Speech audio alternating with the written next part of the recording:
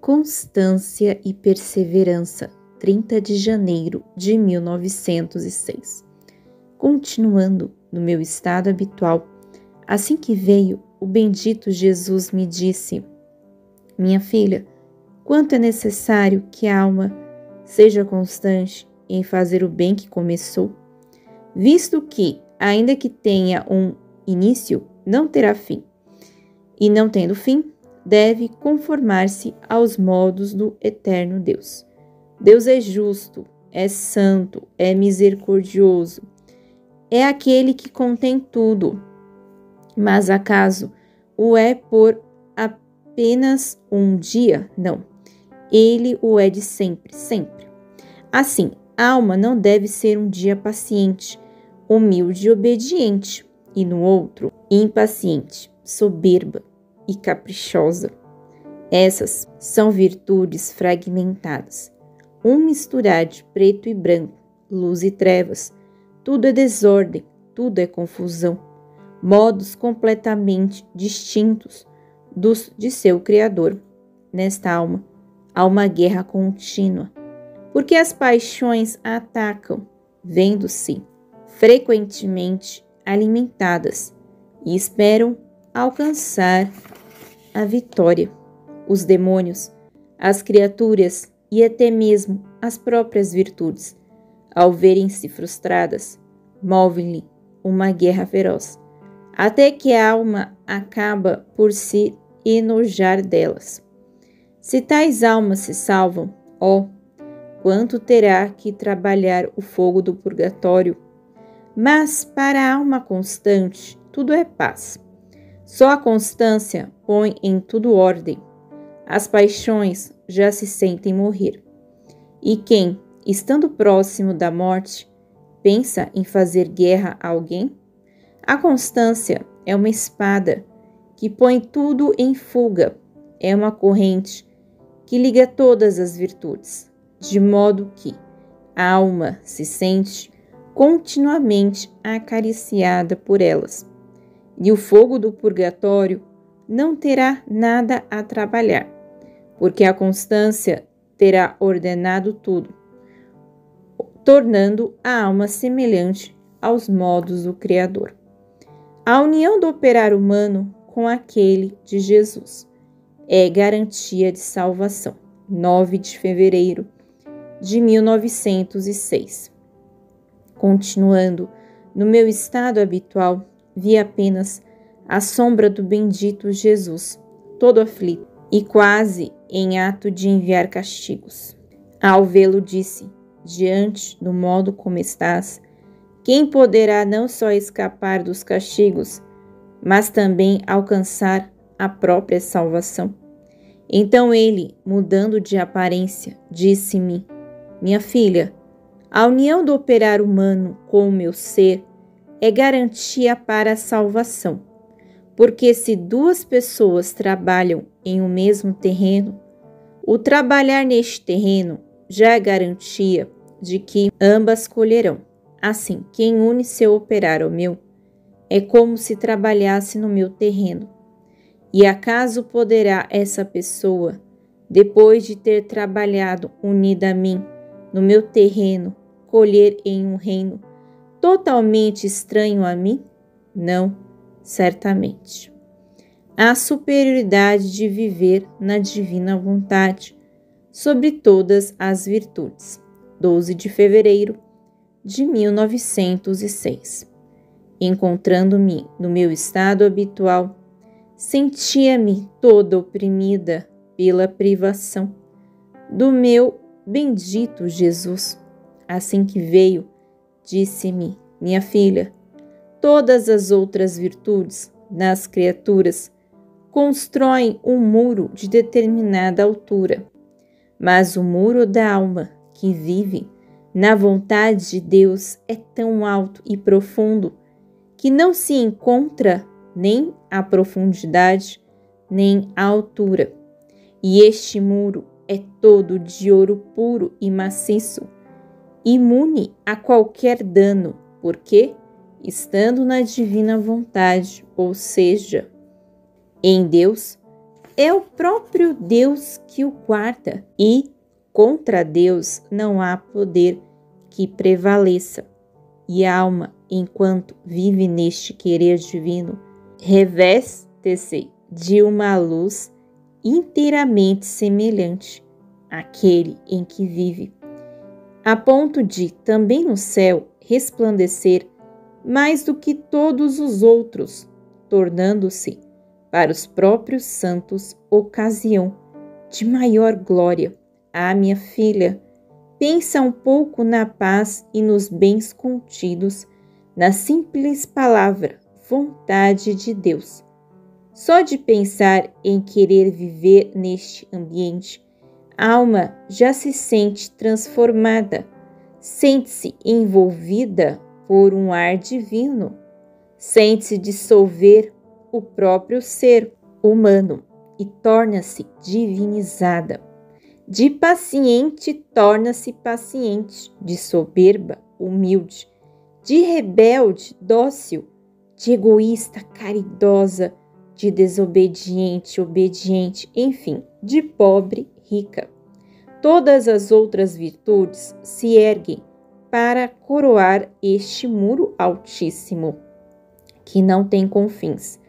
Pois, assim como Deus não tem confins, a alma se perde nele, perde os próprios confins e adquire os confins da vontade de Deus.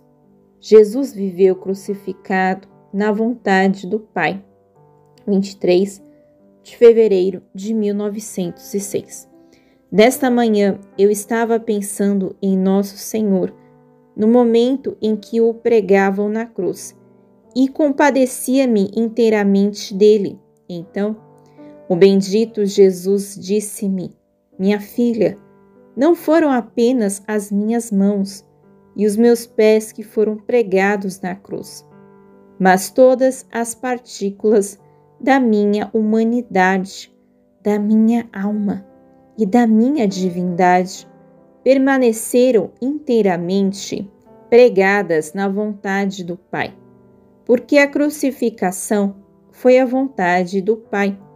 Por isso, permaneci totalmente pregado à sua vontade e transmutado.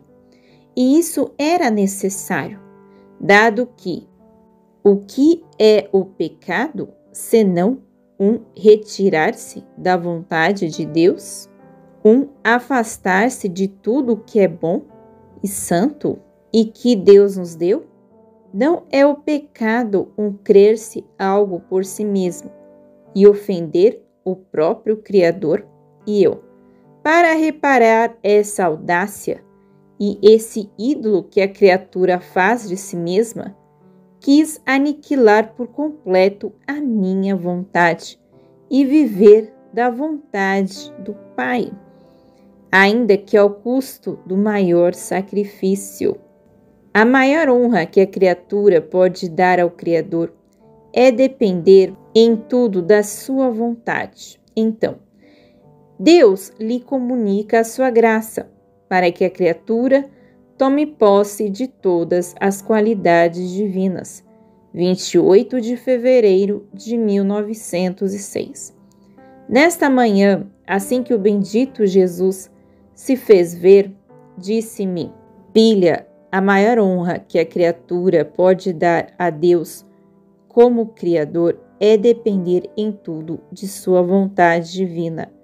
E o Criador, vendo que a criatura cumpre o seu dever de criatura para com ele, comunica-lhe a sua graça. E enquanto dizia isso, uma luz saía do bendito Jesus, fazendo-me compreender o modo como ele comunica a graça. Eu compreendi assim, por exemplo, a alma sente dentro de si um aniquilamento de si. Vê o seu nada, a sua miséria. Sente-se incapaz de fazer a mínima sombra de bem. Agora, enquanto se sente assim, Deus lhe comunica a sua graça, a graça da verdade, de modo que a alma enxerga tudo na verdade, sem engano, sem trevas. E eis que aquilo que Deus é por natureza, verdade eterna, que não pode enganar nem ser enganado, a alma se torna por graça, ou então, a alma sente um desapego das coisas da terra, vê a sua fugacidade e instabilidade, percebe como todas são falsas. Puro apodrecimento, dignas mais de serem abominadas do que amadas. E Deus, enquanto a alma se encontra neste estado, comunica-lhe a sua graça, a graça do verdadeiro amor e do amor eterno. Comunica-lhe a sua beleza, a ponto de fazer a alma amante enlouquecer, e ela fica plena do amor e da beleza de Deus. E eis que aquilo que Deus é por natureza, amor e beleza eterna, a alma se torna por graça. E assim acontece com todas as outras virtudes divinas. Se eu quisesse dizer tudo, prolongaria demasiado. Apenas acrescento que a graça antecede a alma, desperta e então se comunica, e a alma entra em posse dela quando mastiga aquelas verdades e as absorve como alimento em seu próprio seio. Por isso, nem todos recebem os efeitos mencionados acima, porque os deixam escapar como relâmpagos em suas mentes e não lhes dão lugar dentro de si.